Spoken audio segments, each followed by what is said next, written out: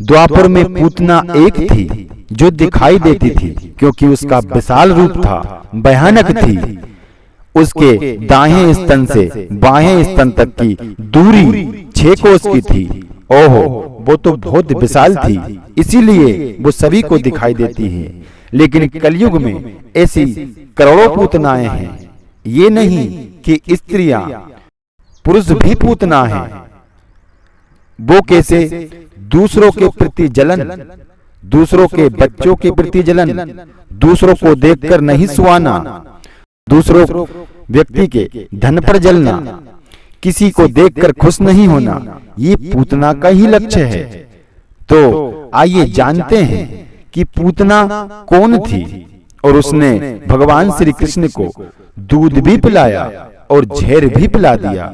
आइए जानते हैं। नमस्कार दोस्तों, video like, channel subscribe, bell icon घंटी और एक बार कमेंट में लिखे राधे राधे राधे राधे, क्योंकि आप श्री कृष्ण के भक्त हैं और बात वही सुनता है जिससे भगवान से प्रेम होता है।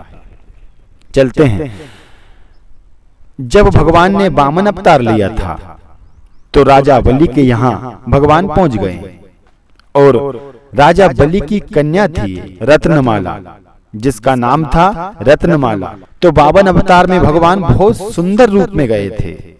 भगवान का रूप तो बहुत ही सुशोभित करने वाला होता है, मोहित कर देता है। रत्नमाला ने सोचा कि ऐसा पुत्र अगर मेरे हो जाता या हो जाए तो मैं उसे अपनी गोदी में बिठाकर अपने स्तन से उसे दूध पिलाती। भगवान भावनाओं को तुरंत समझते हैं और जैसे ही समझे भगवान ने कह दिया तथास्तु। और जब राजा बलि से भगवान ने 3 पग धरती मांगी थी तो 3 पग में भगवान ने सब कुछ ले लिया था। और जब रत्नमाला ने ये देखा तो उसके मन में क्रोधित होकर विचार आया कि ऐसा बालक अगर मेरे हो जाए तो उसे अपने स्तन में दूध में जहर मिलाकर पिला दूं, उसे खत्म कर दूं।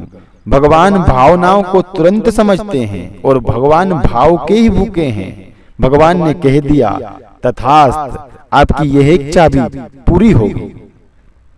जब द्वापर में भगवान कृष्ण ने अवतार लिया तब कंस ने पूतना को भगवान श्री कृष्ण का वध करने पहुंचाया था और पूतना भगवान श्री कृष्ण को प्रथम दूध पिलाती है और दूध में मिलाकर जहर पिलाती है। उसकी दोनों इच्छाएं पूरी होने के बाद भगवान श्री कृष्ण उसका वध करते हैं और पूतना का वध हो जाता है। तब नगरवासी उसे उसके टुकड़े कर उसे काट कर दाह संस्कार करते हैं। पूरी नगरी में सुगंध की लहरें दौड़ गई। वो कैसे? भगवान जिसका वध करते हैं समस्त दुखों से और वासना और अपने लोभ लालच को त्याग कर भगवान के शरण में हमेशा चला जाता है। इसलिए वो सुगंध उसमें आई थी, क्योंकि भगवान ने उसका उद्धार किया है।